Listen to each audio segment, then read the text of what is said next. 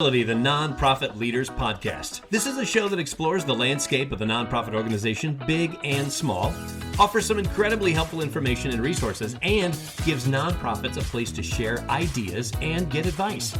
I'm your host, Joe Turner. Our show is sponsored by Sukup Strategic Solutions, offering a wide variety of services to help nonprofits maximize their impact.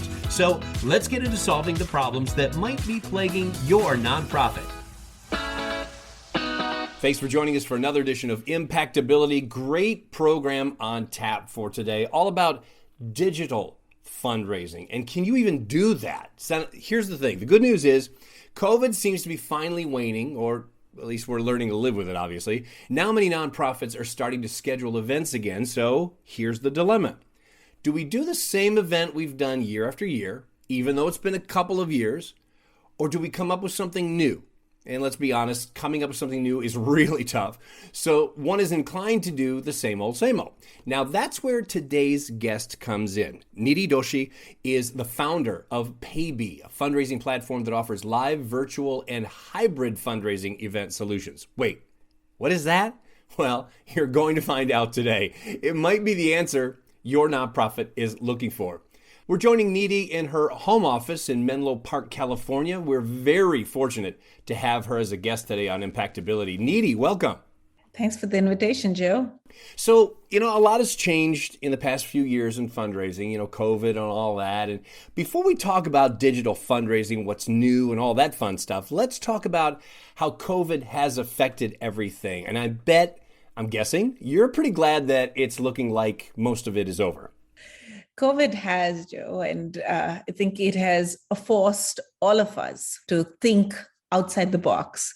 The box has been the same for 250 years. Nothing has changed. We've existed trying to make do of what's in it. But now it's truly opened up. And, all of us are looking for, okay, what does it mean in this new environment? And also an opportunity to make it interesting for our donor base, because we're rethinking everything. So let's be clear, there's nothing wrong with doing the event you've done over and over and over again. But as we're going to find out in our discussion, it's kind of, how can you make it different? That kind of thing, right? Totally agree. I mean, charities still love meeting in person. Donors love getting together, partying, mingling, the whole social setup that you have where somebody raises their paddle, raises their hand to show their support, and then their friends get inclined to also do the same, and charity ends up winning, of course. I think all that is still great. But now with COVID, it has given us the opportunity to look beyond. To give you an example, to also include a wider audience, right? People who cannot afford the $1,000 meal ticket and be in the room, right? They could still join you from home and still support you. Even if it's a smaller donor, they can still join you. They can still root for your cause, support you, be there for you, just expand your donor base. Mm-hmm. And I'm glad you went there, because there are a lot of nonprofits, and we've just mentioned this, that they do the event every year, but they're probably thinking about growing it. So how do we expand our audience? I think what it all keeps coming back to is the relationship that they've built with the donors. And again, it's not just, hey, invite them, they come, and then they're going to support you. A lot of it is about nurturing that relationship, and it starts early, right? You start working with the donor, educate them on your cause, keep in touch, keep updating them. Today, they might donate $50, but tomorrow when they have to make a donation, and if you're on top of mind for them and they know about your work and, they love what you're doing, they're going to give you a bigger donation. Yeah, and many nonprofits sometimes are a bit close to their events to determine what is working and what does not. So can you help us kind of step back for a minute and kind of analyze our own event to come up with an answer to that question? It's funny you say that, right? A lot of times we notice them, right? Obsessing over little things. For example, what's the color of the tablecloth? And, what's the color, on which font should we use in our invitation? Taken, all that is important for sure, right? And it helps you put up a good event. But I do think what's more important is the experience that the donors get and the experience they get at every point of interaction. So it would start off with the invitation, with registration. How simple are you making it for them? How painless are you making it for them, right? All that builds trust in them, all that builds the confidence that, hey, you've got your act together, right? And you know how to run your event. And if you can run a good event, which is like, well planned out, which is joyful, they are not waiting in lines at check-in, they're not waiting in lines at checkout, they finish what they have to do, they leave home with a smile, all happy, make it back home in time, they're getting their tax receipt in timely manner. All that adds to the confidence that they're building in your organization. And they just feel that, hey, if I give my money to this charity, it's in good hands and they're going to use it in the best possible way. Yeah. And it's funny you mentioned a moment ago, like sweating the small stuff and obsessing about tablecloths and things like that, because I mean, it is important, but how do you get nonprofits to focus on the bigger picture, which of course is raising money? That's the true thing, right? They are essentially coming there to support your organization. Your single purpose is to raise money. All this, again, is nice to have, as we call it, but the need to have is make the ask. Joe, I don't know how many times we can actually count that charities don't even make a strong ask.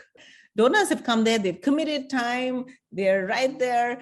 Charities find it awkward to even ask, right? That, hey, we're raising money and this is how the money is going to help us. It's just very difficult for whatever reason. They're too close to their cause and too close to their donors. They know the relationship. Hey, this donor has gone through hard times. Maybe you shouldn't ask.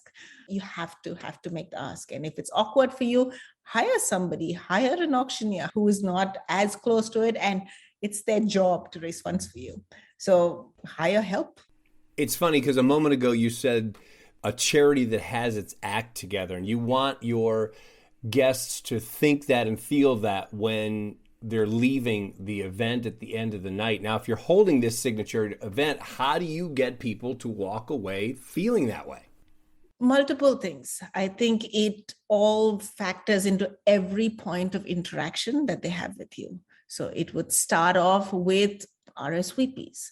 Invitation, make it super easy for them to either register for themselves as a couple, put in their meal preference. If I'm a table captain, I'm buying a whole table, make it easy for me to invite my friends and family and manage that whole. When we show up at the event, expect me. And what I mean by that is make it easy for me to check in. Hey, let me just come and give my name. And then, oh, you're all checked in. You're going to be on table number 4. We'll take you there. Bidding, pledging, don't make me look at my devices. And, again, if you say, okay, go here, go to this link, open this page, now do this, you make me do all that work. And if you make it easy for them, hey, just raise your hand or raise your paddle when you want to pledge and we'll take care of the rest. And then moving on, once they made the pledge, make it easy for them to check out. Again, with COVID coming in, people do prefer to have it contactless. They are becoming more tech savvy. QR codes, for example, right? Again, nobody really used QR codes before, but now everybody is technically savvy and they're very, very comfortable doing it on their own phone. So give them ways of doing it. I really like something you said in our earlier conversation when we first met. Plan for what your audience will enjoy. I wrote that down because I thought that was so dead on. Why is that so hard for some nonprofits? A lot of board members, or I guess teams, come from different style of thinking, right? They've been to events, they've attended events where, okay, yeah, you go in, you sit on the table, you pledge, you leave. Maybe there's some entertainment, right, associated. But now as things keep changing, people are getting just so much more creative and audiences are really liking that. They like the fact that they could join an event from the comfort of their own homes, right? I'm a mom. I don't need to find a sitter that night. The kids could go to bed and I could join my charities event at 8 p.m. and, support them and enjoy the event. Giving them that flexibility. I think that matters a lot. Second thing is talking about entertainment. We have just seen so much of creativity out there, right? We've seen charities host singers who are performing live from other parts of the world. And they're taking in requests from the audience and they are performing. And again, you could be anywhere. We've seen charities host makeup competitions. So this charity did it really fun, right? They had 12 participants who were going to do drag queen makeup competition. So they all joined from 12 locations. All 12 of them were on the screen while we were all watching. And then they were doing makeup live. And then they had a lip syncing competition, each of them. And if you want to support them, you have to give $1. And obviously, all the funds go to the charity, but you show your support by pledging. And you can have as many pledges as you want. And charity ended up raising money. Everybody had a great time and they left the event. Mm-hmm. Think about your audience, what's going to be engaging for them, what's going to be fun, and plan for that. Now, you've served on boards for nonprofits yourself. What kind of help should we be looking for from our board members? I mean, how do I get them to help us? I would say primarily getting donors to come to your event. I would say that should be the main focus because once that is, I think, the hardest part of any event. Getting people to come, to commit their time, to show up either in person or virtually, but getting them to come. Once they come, yes, you'll put on a great show. You've done all this planning. You have technology in place. You have everything you need.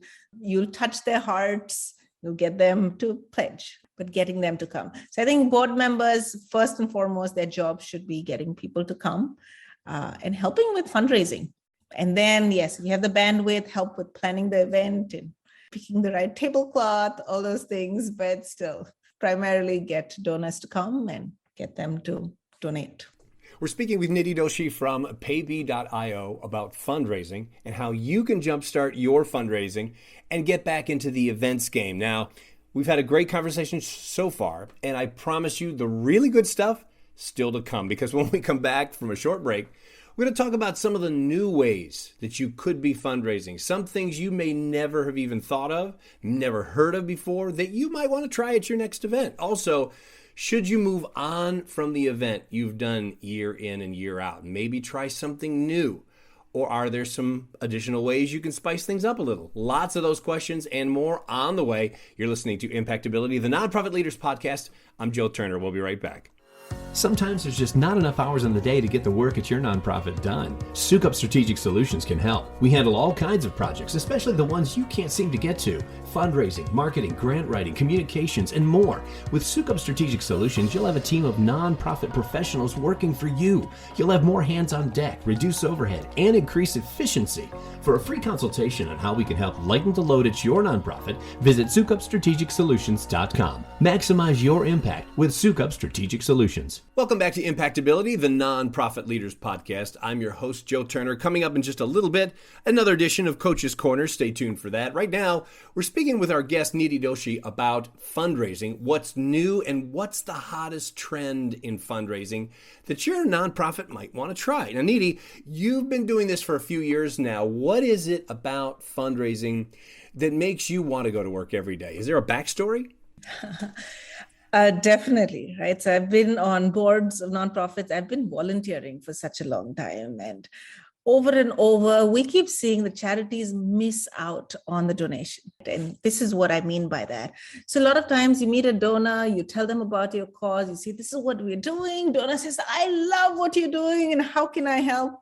And then the charity would say, oh, you can go to our website and make a donation, or you can send us a check. And donor is going to say, sure, I'll do it when I get home. And, life happens. And unintentionally, the opportunity is gone, right? So my co-founder and I, we realized that, hey, opportunity was right there. The donor was there, the charity who wanted the funds, the moment was right there. What can we do to make sure that the donation happens? That was our realization, and that's how we started the company. What did you develop in order to meet the need that you were seeing? Sure. So when we started, we recognized that there were all these donations that were getting missed, and we started thinking through each of those scenarios. So let me give you examples, right? So for cash donations, we had one organization which was telling us that, hey, we have volunteers who take seniors for rides and drop them at doctor's appointment.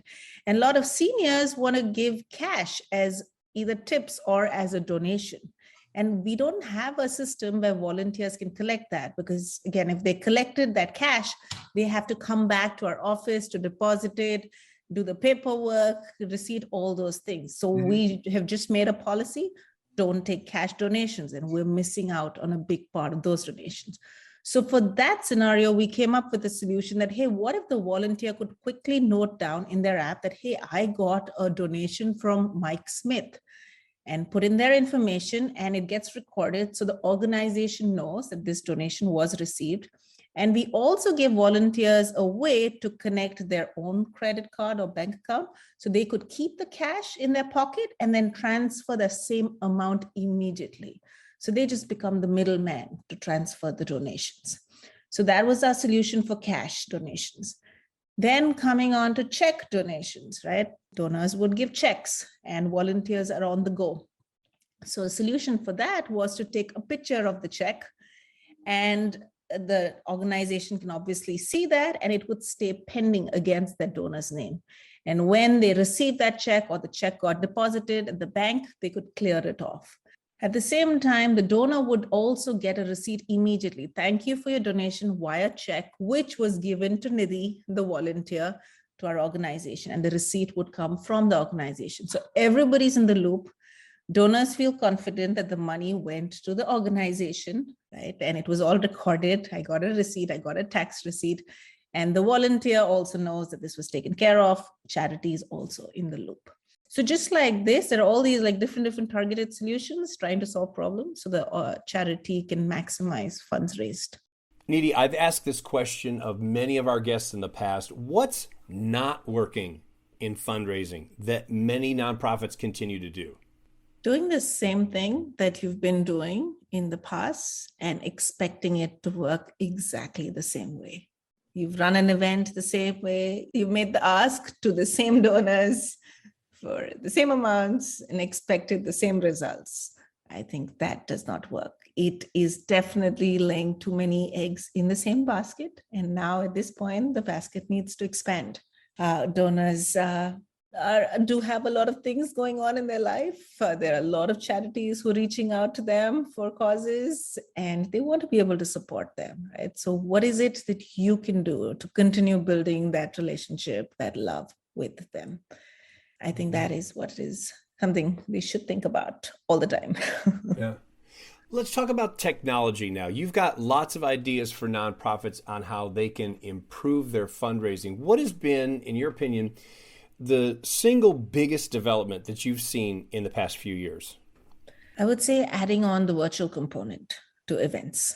I think that is just, again, with Zoom and people just getting more comfortable with joining online. And now charities can add that to their event, right? Earlier, all the pledging was, just, limited to people who are in the room who couldn't make it that night and are raising their paddles. And now there is just no reason why somebody couldn't be sitting at home and outbidding them. And if not anything, just driving up the bids. Like we've seen some amazing events where somebody in the room is raising their paddle and then they got outbid by somebody who was sitting in a remote part of the country. And then the whole bidding war happened and the virtual donor took away the prize. I think adding that, and then virtual came in, and now it's all become hybrid, right? What I was just explaining was a hybrid setup, so which is a combination of running your in-person and virtual event in tandem at the same time, both donors joining as if the event was designed for them. I think that is another crucial piece, right? Technology being able to support a donor in their setup, in their environment, and making sure that they have a good experience as well. Like, nobody should ever feel like, hey, I'm just watching a telecast of an event happening somewhere, and I'm just watching people walk around with a glass of wine. It should never be that way, right? If I'm joining virtually, I should feel like, hey, this event was made for me, and I'm just as important to the charity as somebody else who's in the room. Yeah, but how do we do that? I mean, how do you make it personalized if I'm going to stay home instead of go to the event in person? It's thinking about their setup, and it's thinking about every interaction that they're going to have with the event. So starting off with joining the event, make it super simple for them to join the event. Have an email with one button on it. So they click on it and they're part of an event. Once they're in, what are they going to see? We're going to have slides that are going to move around in the lobby. There's going to be music playing. The chat will be open. So people join early, they know each other, they can start interacting with the virtual community. The organizers are already on and they start messaging, hey, welcome Joe, and welcome Tim, and welcome Mary, good to see you, go get a glass of wine. We'll be starting in in a few minutes. Mm-hmm. Now, once you go live, make it easy for them to pledge, make it easy for them to bid. If you're hosting a fundraising game, which is in the room, they should be able to participate as well. So Last Hero is one game that's very, very popular and works very well with both audiences.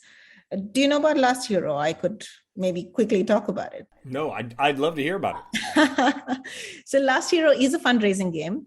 The way it works is the person who pledges last gets a big prize. Again, it's not about who pledges how many times, it's about who pledges last. So the auctioneer, the host would say, okay, we're going to start taking pledges at $50, and the last person to pledge wins this big vacation with 5 days and, 4 nights in Napa, or whatever else that is, right? People start raising their paddles, you start capturing that, people start hitting the button virtually, if they're joining virtually, and then you say, okay, we're going to close in 3, 2, and people start pledging, right? Because they want to be the last person to pledge. And then again, every pledge, every click is a pledge, or every hand raise is a pledge. So charity is still getting those funds, but then people get so competitive and, they really, really want to win that big prize and the stakes are low. Charity ends up raising more money. This was an example of a game that's designed for both audiences, and they both can participate just as well and interact just as well. That sounds like fun. I love that idea. So talk to us about digital fundraising. What's new and what's trending right now that we might not have even heard of before? Charities are starting to do different things. So events, I've talked about it quite a bit now, right? So we'll focus on other things. Auctions are all moving online. A lot of silent auctions with the flexibility built in. So what I mean by that is they would open up a silent auction maybe a week before an event. The link is shared out, and donors can start looking at the items, they can start bidding, they get notified via SMS, via email, they can go bid in again, they'll see who outbid them, so that, adds the competitiveness to the game. And then you'll close the auction at the end, right? And donors get a payment link, they make the payment, you ship out the items, it's all done. Engagement, fun, keeping it interactive for the audiences, I think is the way to think about fundraising now. All right, I'm going to give you a tricky question. Many nonprofits, as we discussed earlier, like to do their signature event every year. Some every year they grow, some up and downs, mixed results, whatever. Okay, give us one additional thing that we could try that won't take a lot of bandwidth, because that's one of the things that we always hear is, I'd love to do it, but I don't have the people. So give us one additional thing that we could try that won't take a lot of bandwidth, but could be successful. What do you got? Let's think. If I were to tell you what to try, I would say add on the online auction piece. It's just amazing how much money that raises in your silent auction. Think about what items you should add there. A lot of times charities just go with vacation package and a whiz and a statue, right? Think about experiences. Get creative. It doesn't have to be expensive, but get creative and make it meaningful for your donors. That is absolutely great stuff. Nidhi, I can't thank you enough for our conversation today. I'm guessing the true takeaway is keep trying things. Don't put all of your eggs in one basket and stretch your wings a little bit. Try some new stuff. This has been an outstanding conversation. Thank you so much for being our guest today on Impactability. Thank you for having me. This is fun.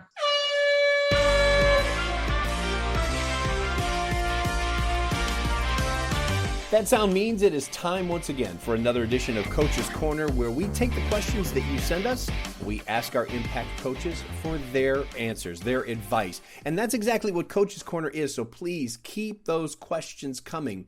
And they could be about anything, maybe the most major thing that you've got going on at your organization right now, or something you just want another opinion on. Maybe 3 of you think one way, 3 of you think another, and you want an impact coach to weigh in. Well, that's exactly what Coach's Corner is all about. Today, our guest coach is Christine Rahill. Christine, we've got a great question about recognizing donors. Here's the question.